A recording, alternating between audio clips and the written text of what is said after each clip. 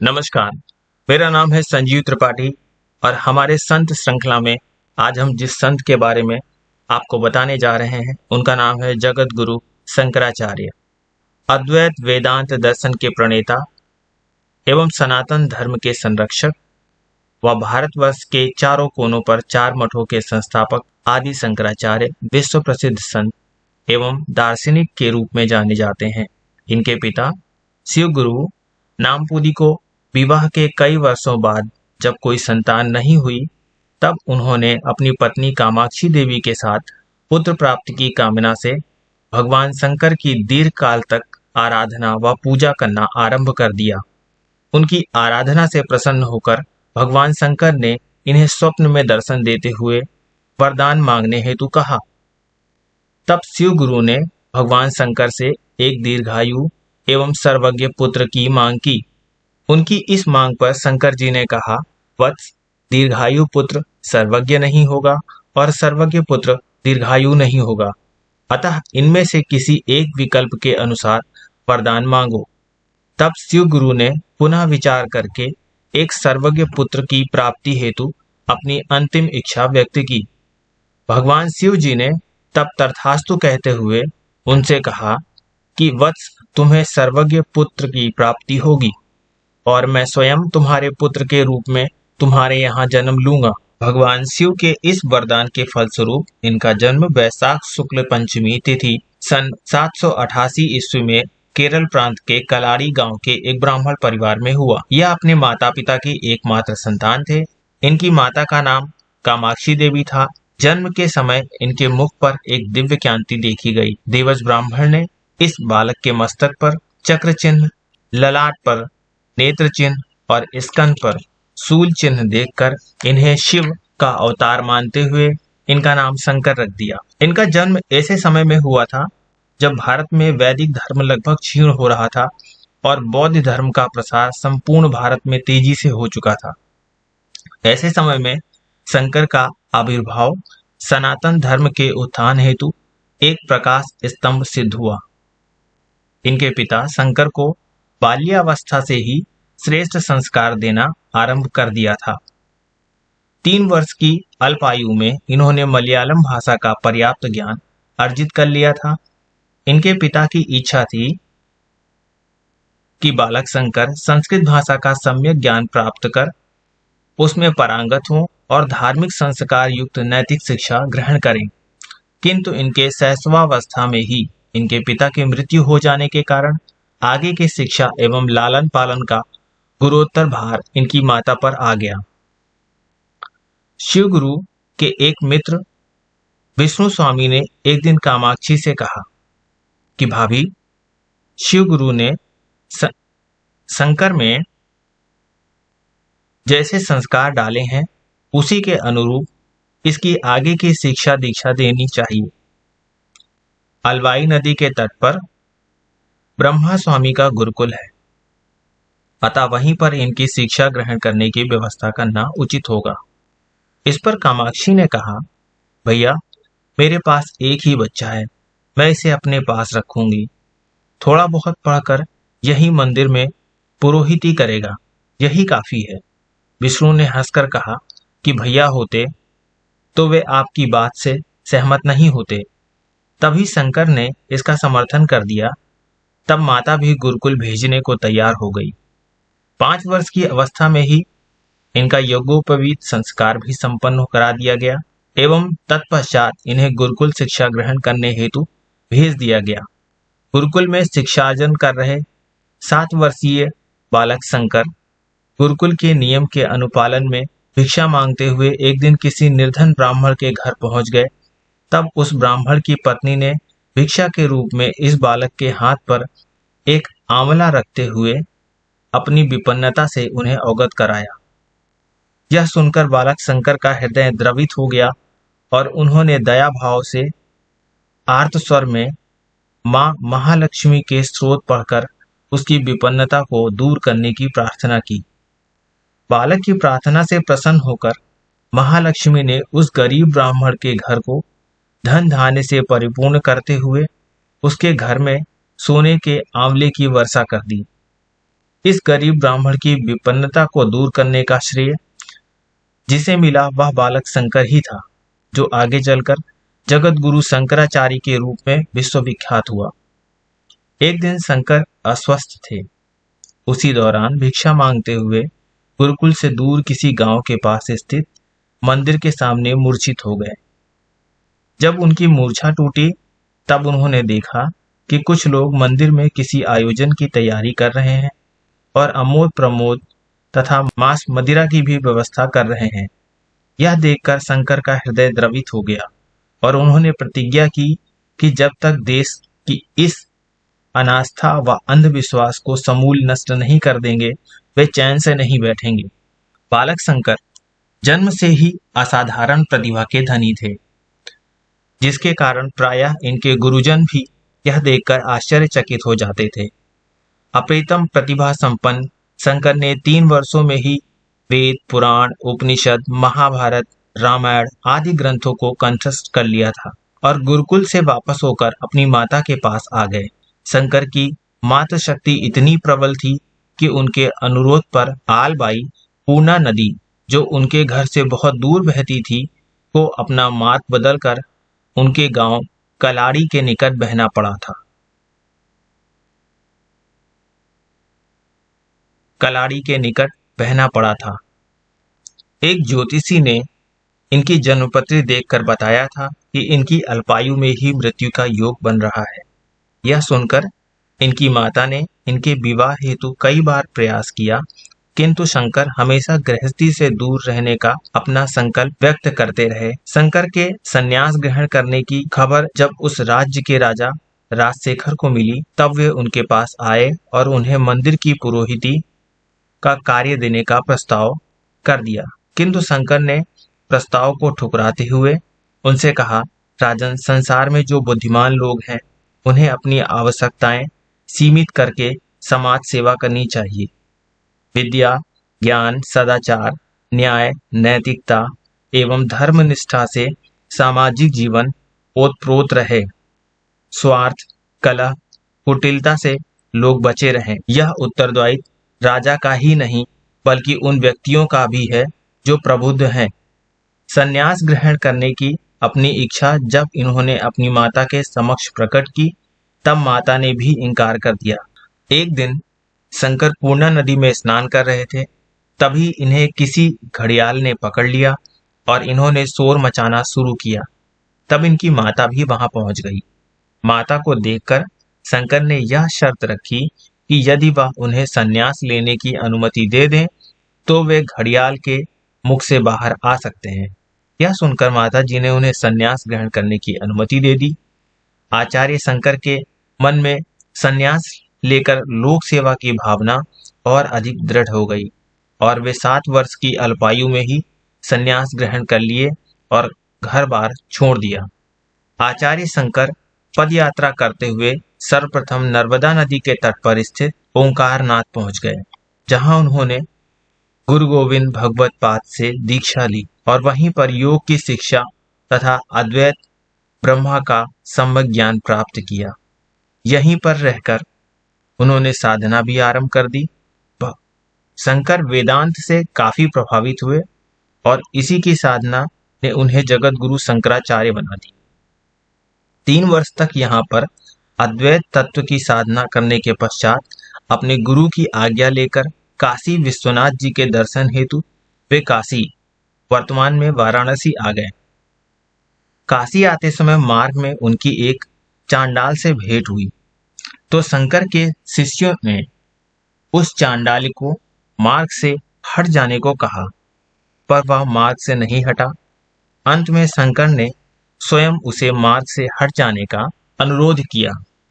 तब चांडाल ने उत्तर दिया कि आचार्य, आप शरीर परमात्मा की उपेक्षा कर रहे हैं, इसलिए आप ब्राह्मण नहीं प्रतीत होते। चांडाल के इस कथन शंकर पर सकारात्मक प्रभाव पड़ा और नतमस्तक होते हुए उन्होंने चांडाल से विनम्र भाव से कहा कि आपने मुझे सद्ज्ञान दिया है, अतः मैं अब आपको अपना गुरु मानता हूँ। ऐसा कहकर ज्यों ही वे चांडाल को प्रणाम करने हेतु उनके समक्ष नतमस्तक होना चाहे, त्यों ही उस चांडाल के स्थान पर उन्हें भगवान शिव के साथ 4 अन्य देवताओं के दर्शन हुए। शंकराचार्य का प्रथम प्रवचन अद्वैत एवं वेदांत पर काशी में हुआ था। एक विशाल जनसभा को संबोधित करते हुए उन्होंने कहा था कि वेदांत विशुद्ध रूप से मनुष्य की आत्मा के आध्यात्मिक उत्थान को प्रशस्त करता है। वह व्यक्तियों के बीच बिलगांव को नहीं, बल्कि प्रेम, दया, करुणा, उदारता, तप, त्याग, सेवा, संगठन, शक्ति, संवर्धन एवं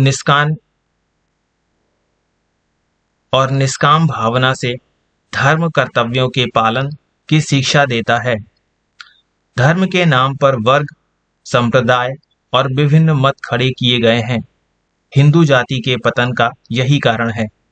आत्मकल्याण और विश्व के आध्यात्मिक पुनरुत्थान के लिए हमें उन मानवीय गुणों पर लौटना पड़ेगा जिसमें चींटी से लेकर हाथी तक को अपने अस्तित्व की सुरक्षा करने का अधिकार है। काशी में कुछ दिनों तक निवास करने के दौरान उनकी महिष्मती नगरी बिहार के महिषी में आचार्य मंडन मिश्र से भेंट हुई। कहा जाता है कि आचार्य मिश्र के घर पर एक पालतू मैना थी जो वेद मंत्रों का उच्चारण करती थी। शंकराचार्य की मंडन मिश्र के साथ शास्त्रार्थ हुआ और श्री मिश्र जी जब हारने लगे थे तब मंडन मिश्र की पत्नी भारती ने शंकर से कहा कि अभी तो आप मेरे आधे अंग को ही हराया है, जब मुझसे शास्त्रार्थ करके मुझे भी हरा दें तब आप पूर्ण रूप से विजयी हो जाएंगे। भारती ने जब शंकर से काम शास्त्र पर प्रश्न करना आरंभ किया तब बाल ब्रह्मचारी शंकर असहज महसूस करते हुए उनसे प्रश्नोत्तर हेतु कुछ समय देने का अनुरोध किया और पर काया में प्रवेश करके काम शास्त्र का सम्यक ज्ञान प्राप्त करने के पश्चात भारती से पुनः शास्त्रार्थ करके उन्हें हरा दिया। काशी प्रवास के दौरान उन्होंने अनेक प्रकांड विद्वानों एवं ज्ञानियों को शास्त्रार्थ में परास्त किया और अंततः गुरु पद पर प्रतिष्ठित हो गए। काशी में कई पंडितों ने उनसे दीक्षा भी ली और इसके बाद वे धर्म प्रचार करते हुए अनेक ग्रंथों की रचना की। अद्वैत ब्रह्मा के समर्थक आचार्य केवल ब्रह्मा को ही सत्य मानते थे और वे ब्रह्म ज्ञान में ही हमेशा लीन रहते थे। बाद में मंडन मिश्र शंकराचार्य के परम शिष्य बन गए और एक दिन दोनों ने मिलकर मंत्रणा की कि सारे देश को उत्तर से दक्षिण तक एक सांस्कृतिक सूत्र में कैसे बांधा जा सकता है। सबसे बड़ी बाधा यह थी कि उत्तर के निवासी दक्षिण के निवासियों के संपर्क में नहीं आ पाते थे और दक्षिण के निवासी उत्तरी लोगों के विचार संपर्क से वंचित रह जाते थे। शासन तंत्र भी अनेक मतों में विभक्त थे और यातायात के साधन भी नहीं थे। मंडन मिश्र, जिनका नाम तब सर्वेश्वराचार्य हो गया था, ने अपना अभिमत देते हुए कहा, गुरुदेव, उत्तर, दक्षिण, पूरब, पश्चिम को एक धागे में बांधने के लिए चारों धर्मपीठों की स्थापना करनी चाहिए। शंकराचार्य इस बात से बहुत प्रसन्न हुए। उन्होंने इसी उद्देश्य की घोषणा कर दी कि जो लोग बद्रिकाश्रम से जल लेकर रामेश्वरम में चढ़ाया करेंगे वो मुक्ति के अधिकारी हुआ करेंगे। इस भावना के पीछे सांस्कृतिक एकता के प्रयत्न और संकल्प पूर्ति की भावना का विस्तार छुपा हुआ था, जो आज तक यथावत चलता आ रहा है। उत्तर दक्षिण में एक धार्मिक मेखला का कार्य कर रहा है। पूर्व में जगन्नाथपुरी और पश्चिम में द्वारिका के समीप भी शंकर मठ स्थापित हुए और यहाँ चारों धाम आज भी धार्मिक जनता के लिए श्रद्धा के केंद्र व राष्ट्रीय संगठन की आधारशिला बने हुए हैं। कहा जाता है कि एक बार वे ब्रह्म मुहूर्त में काशी के मणिकर्णिका घाट पर गंगा स्नान हेतु जा रहे थे, तब रास्ते में एक युवती अपने मृत पति का शव अपनी गोद में रखकर विलाप कर रही थी। उसे विलाप करता देखकर आचार्य शंकर के शिष्यों ने उसे मार्ग से हटने के लिए कहा। तब वह युवती अधिक जोर से रोने लगी। यह देखकर शंकर ने स्वयं उससे शव हटाने की प्रार्थना की। तब उस युवती ने कहा कि हे सन्यासी, आप बार बार मुझे शव हटाने के लिए कह रहे हैं, किंतु अच्छा होगा कि आप इस शव को हट जाने के लिए कह दें। यह सुनकर आचार्य शंकर ने कहा कि देवी, आप शोक में संभवतः यह भूल गई हैं कि 100 में स्वयं हटने की शक्ति नहीं होती। तब उस युवती ने कहा कि आपकी दृष्टि में तो शक्ति निरपेक्ष ब्रह्मा ही जगत का करता है, फिर शक्ति के बिना यह 100 क्यों नहीं हट सकता है? युवती के प्रश्न को सुनकर आचार्य वहीं पर बैठकर समाधिस्थ हो गए और इसी अवस्था में कुछ देर बाद उन्हें ज्ञान हुआ कि सर्वत्र आद्य शक्ति की माया लीला विलाप कर रही है। यह देखकर उनका हृदय अनिर्वचनीय आनंद से परिपूर्ण हो गया और उनके मुख से मात्र वंदना की एक धारा फूट पड़ी। इसके बाद शंकर में अद्वैतवाद, विशिष्टाद्वैतवाद और निर्गुण ब्रह्म ज्ञान के साथ साथ सगुण ब्रह्म की भक्ति भी प्रवाहित होने लगी। शंकराचार्य जी ने तब यह अनुभव किया कि ज्ञान की अद्वैत भूमि पर जो परमात्मा निर्गुण निराकार ब्रह्मा प्रतीत होता है, वही द्वैत की भूमि पर सगुण एवं साकार भी प्रतीत होता है। इस प्रकार शंकर ने निर्गुण और सगुण दोनों का समर्थन करते हुए निर्गुण तक पहुंचने के लिए सगुण की उपासना को आवश्यक बताया और अद्वैत ज्ञान को सभी साधनाओं की परम उपलब्धि भी माना। धर्म यात्रा। आचार्य शंकर काशी से पैदल यात्रा करके बद्रिकाश्रम पहुंचे और वहां 16 वर्ष की अल्पायु में ही ब्रह्म सूत्र पर भाष्य लिखकर अद्वैत वेदांत का प्रचार प्रसार करना आरंभ कर दिया। उनके द्वारा संस्थापित 4 धार्मिक मठों में भारत के दक्षिणी भाग में श्रृंगेरी मठ, पूर्वी भाग में जगन्नाथपुरी में गोवर्धन पीठ, पश्चिम भाग के द्वारिका में शारदा मठ और उत्तरी भाग अर्थात बद्रिकाश्रम में ज्योतिर्मठ की स्थापना करके भारत की एकात्मता को प्रदर्शित किया। यह कार्य उन्होंने 32 वर्ष की अवस्था में संपन्न कर लिया था। वेदांत और धर्माचरण का प्रसार करते हुए जगत गुरु शंकराचार्य कश्मीर की ओर चल पड़े। उनके प्रशिक्षण का उद्देश्य मनुष्य को हृदय, बुद्धि और आत्मा से सच्चा मनुष्य बनाना था। भक्ति का उन्होंने खंडन नहीं किया, किंतु उन्होंने कर्म से पलायन करने वाले गृह त्यागी बौद्धियों की तीव्र भर्त्सना की। शंकराचार्य ने ज्ञान की महत्ता प्रतिपादित की और कहा कि यह ज्ञान ही मनुष्य की जीवात्मा को पवित्र करेगा। भक्ति और कर्म के समन्वय के लिए ज्ञान आवश्यक है। ज्ञान से बंधन मुक्ति मिलती है। ज्ञान ही वर्तमान जीवन को क्लेश और कष्टों से बचाने में समर्थ होता है। आगे चलकर उन्होंने यह भी कहा कि मनुष्य परमात्मा का ज्येष्ठ पुत्र है। उसको परमात्मा ने विचार, वाणी, ज्ञान, बुद्धि, संकल्प, सुनने, देखने, बातचीत करने और ऐसे सर्वांग पूर्ण साधन दिए हैं जिनका समुचित सदुपयोग करके मनुष्य अपने आप ब्राह्मी स्थिति तक पहुंच सकता है। शंकराचार्य के संपूर्ण जीवन कार्य के परिशीलन से यह उद्घाटित होता है कि उन्होंने 8 वर्ष की आयु में 4 वेदों का ज्ञान प्राप्त कर लिया था और उसमें पारंगत भी हो गए थे। उन्होंने 12 वर्ष की आयु में सभी धर्मशास्त्रों का सम्यक ज्ञान प्राप्त किया था और 16 वर्ष की आयु में शंकर भाष्य, ब्रह्म सूत्र भाष्य लिखकर अपनी अद्भुत प्रतिभा का परिचय दे दिया था। शंकराचार्य ने 32 वर्ष की आयु में ही सन 820 में केदारनाथ धाम में शरीर त्याग दिया था। शंकर ने दिग्विजय शंकर, विजय विलास, शंकर जप आदि अन्य धर्म ग्रंथों की रचना भी की थी। अब हम बात करते हैं तत्व विचार। शंकराचार्य के दर्शन में सगुण ब्रह्मा और निर्गुण ब्रह्मा दोनों को समान रूप से आत्मसात किया गया था। निर्गुण ब्रह्मा उनका निराकार ईश्वर है और सगुण ब्रह्मा साकार ईश्वर है। उन्होंने तत्वमसि, अहम ब्रह्मास्मि, अयम आत्मा ब्रह्म आदि की उक्ति को आत्मा को ब्रह्म स्वरूप माना। ब्रह्मा को जगत की उत्पत्ति, स्थिति व प्रलय का निमित्त कारण मानते हुए अद्वैत दर्शन की स्थापना की। सांसारिक वस्तुओं को उन्होंने माया माना। ब्रह्मा को सत, चित व आनंद मानते हुए उन्होंने सच्चिदानंद की संगत दी। जगत के संबंध में उनका मानना है कि नाम एवं रूप से व्याकृत अनेक कर्ता, अनेक भोक्ता से संयुक्त, जिसमें देश काल, निमित्त और कर्मफल भी नियत है। इस प्रकार संपूर्ण जगत की उत्पत्ति एवं विनाश एकमात्र ब्रह्मा से होने के सिद्धांत पर प्रतिपादित किया। वे कहते थे कि जब तक जगत को दुख स्वरूप समझोगे तब तक उससे वैराग होगा, जब तक इसे जड़ समझोगे तब तक यह दृश्य और दृष्टा रहेगा, किंतु जब अपने को सत और जगत को असत समझने लोगे तब भिन्न वस्तु कैसे रहेगा।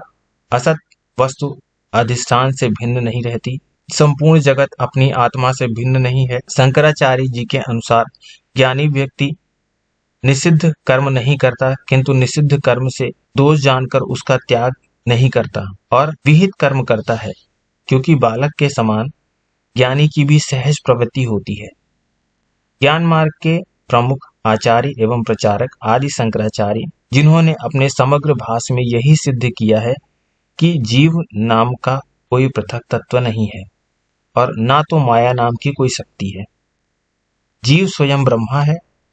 ब्रह्म सजातीय एवं विजातीय, स्वगत भेद शून्य है एवं सत्य ज्ञाननंद स्वरूप है, साक्षी है, उदासीन है तथा निर्गुण और निर्विशेष शुद्ध चैतन्य है। जगत मिथ्या है, माया अनिर्वचनीय तत्व है। जीव ही एकमात्र ब्रह्मा का आभास या प्रतिबिंब है और ब्रह्मा के ही समान है। घटाकाश के समाप्त होते ही महाकाश बन जाता है, वैसे ही अंतःकरण की उपाधि समाप्त होने पर जीव ब्रह्म बन जाता है। माया, अविद्या, अज्ञान ये तीनों ही एक ही हैं।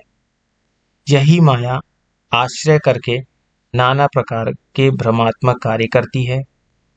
उनका कथन है कि जब अज्ञान के कारण द्वैत भाव रहता है तब सभी वस्तुएं स्व से भिन्न दिखाई पड़ती हैं, किंतु जब सब वस्तुएं आत्म रूप दिखाई पड़ती हैं तब एक अणु भी स्व से भिन्न नहीं रहता। इस प्रकार जाग जाने पर स्वप्न का अस्तित्व नहीं रहता। उसी प्रकार सत्य का ज्ञान प्राप्त होते ही शरीर के मिथ्या तत्व के कारण पिछले कर्मों का फल भी नष्ट हो जाता है। उनका कथन है कि तुम पहले बद्ध थे, अब जीव हो गए हो और अब ज्ञान से मुक्त हुए, यही तो भ्रम है। तुम ज्यों के त्यों हो, तुम मुक्त ही थे, इसे तुमने बस जान लिया है। ब्रह्म ज्ञान नहीं हुआ करता, केवल अविद्या की निवृत्ति होती है। वृत्ति ज्ञान भी अविद्या निवृत्त करके बाधित हो जाता है। अंतःकरण को शुद्ध करने हेतु उन्होंने बताया कि मनुष्य शांत भाव से बैठ जाए और अपनी नाभि के पास एक त्रिकोण ज्योतिमय कुंडली मन में धारण करके उसमें हवन करे। राग, द्वेष, काम, क्रोध, लोभ, मोह आदि की 28 आहुतियां देने का विधान है। इसे प्रतिदिन करके देखो, इससे अंतःकरण शुद्ध हो जाएगा। तात्पर्य यह है कि स्थूल को सूक्ष्म में हवन करने दो। भारत की सांस्कृतिक व धार्मिक चेतना को सुदृढ़ करने में शंकराचार्य जी का अपूर्व योगदान अविस्मरणीय है। भारत की एकता के प्रतीक के रूप में स्थापित चारों धामों की स्थापना से राष्ट्र को एकता के सूत्र में बांधने का महत्वपूर्ण कार्य उन्होंने किया। शंकराचार्य ने तत्कालीन भारत में व्याप्त धार्मिक कुरीतियों, अंधविश्वासों को समाप्त करके अद्वैत वेदांत की अलौकिक ज्योति से भारत ही नहीं बल्कि संपूर्ण विश्व को प्रकाशित किया था। सनातन धर्म की रक्षा हेतु भारत के चारों दिशाओं पर 4 पवित्र मठों की स्थापना तथा शंकराचार्य जैसे महत्वपूर्ण पद की उपाधि की परिकल्पना करके उन्होंने इसे जीवंत रखा। यह संपूर्ण कार्य उनकी अलौकिक प्रतिभा के कारण ही संभव हो पाया और अंत में उन्होंने केदारनाथ धाम की पावन भूमि पर शरीर त्याग करके भारत के अमर व पूजनीय संतों में अपने आप को प्रतिष्ठित कर दिया। शंकराचार्य जी ने वेदांत के सूत्रों पर टीका लिखकर वेदों में वर्णित व्यवस्था की पुनर्स्थापना की थी और अल्प आयु में ही बौद्ध धर्म की व्यवस्था को छिन्न भिन्न कर दिया था। शंकराचार्य ने नवीन वेदांत की नींव डाली और उपनिषदों को वेदों के अंतर्गत मानते हुए उसे वेदांत की संज्ञा दी। उन्होंने व्यास रचित वेदांत सूत्र पर भी भाष्य लिखा और बौद्ध धर्म के अनीश्वरवाद के समक्ष ईश्वरवाद धर्म का प्रचार प्रसार किया। वे ईश्वर प्रेम में इतने निमग्न हो गए थे कि जीव और ब्रह्मा की एकता का उपदेश देने लगे थे। महाप्रयाण ऐसी उन्मुक्त आत्माओं ने स्वयं पृथ्वी पर अवतरित होकर भारतवर्ष की अधार्मिकता को समय समय पर नष्ट किया है। और सत्य धर्म की प्रतिष्ठा की है। उन्होंने अपने प्रयाण से पूर्व यह व्यवस्था कर दी थी कि जिससे उनके ना रहने पर भी धार्मिक शक्तियों का प्रभाव और प्रसार बढ़ता रहे। 4 मठों की स्थापना हो चुकी थी, किंतु वे अपने आप में तब तक अपूर्ण थे जब तक उनमें जन जागरण का मंत्र फूंकने वाली जीवित प्रतिमाएं न प्रतिष्ठित कर दी जाएं। जगत गुरु ने सारी जिंदगी लोगों की मानसिक समीक्षा में ही बिता दी थी। संसार में बुरे लोग हैं, पर भलों की संख्या उनसे अधिक है। उन्होंने ऐसे कुछ उत्कृष्ट, निष्ठावान और त्यागी शिष्य भी ढूंढ निकाले थे जो उनके ना रहने पर भी वैदिक धर्म की पताका फहराए रहे और फिर इस परंपरा को बहुत काल तक जीवित बनाए रहे। तोटकाचार्य को उत्तर दिशा में शारदा मठ, सुरेश्वर को दक्षिण दिशा में श्रृंगेरी मठ का भार सौंपकर उन्होंने एक दीर्घ निश्चिंतता अनुभव की थी। जगत गुरु के त्याग, तपस्या और साधना का ही यह प्रभाव था कि यह परंपरा आज भी चली आ रही है। सारी व्यवस्थाएं संपन्न करके जगत गुरु बद्रिकाश्रम चले गए और जीवन के अंतिम दिनों में भी अद्वैत धर्म का उपदेश देते रहे। मनुष्य के कल्याण की अन्य योजनाएं भी बनाते रहे। इसके बाद कुछ समय तक केदारनाथ में व्यतीत किया और यहीं पर उन्होंने 32 वर्ष की अत्यंत अल्प आयु में समाधि लेकर इस नश्वर शरीर का परित्याग कर दिया। संसार को ज्ञानामृत पिलाने के कारण उन्हें जगत गुरु की उपाधि से स्मरण किया जाता है। सनातन धर्म चिरकाल तक उनके इस महान कार्य का स्मरण करता रहेगा। गुरुर् ब्रह्मा गुरुर्विष्णु गुरुर्देवो महेश्वरा गुरुर् साक्षात परम ब्रह्मा तस्मै श्री गुरुवे नमः। आप सुन रहे थे जगत गुरु शंकराचार्य के बारे में। मेरा नाम संजीव त्रिपाठी है और ये हमारे संत श्रृंखला का दूसरा वीडियो है। अगर अभी तक आपने इस चैनल को सब्सक्राइब नहीं किया है तो आप इसे सब्सक्राइब कर लें, क्योंकि आने वाले दिनों में ऐसे ही और संतों के बारे में हम वीडियो बनाने जा रहे हैं और आप उनसे लाभान्वित होंगे। आप सबका बहुत बहुत धन्यवाद।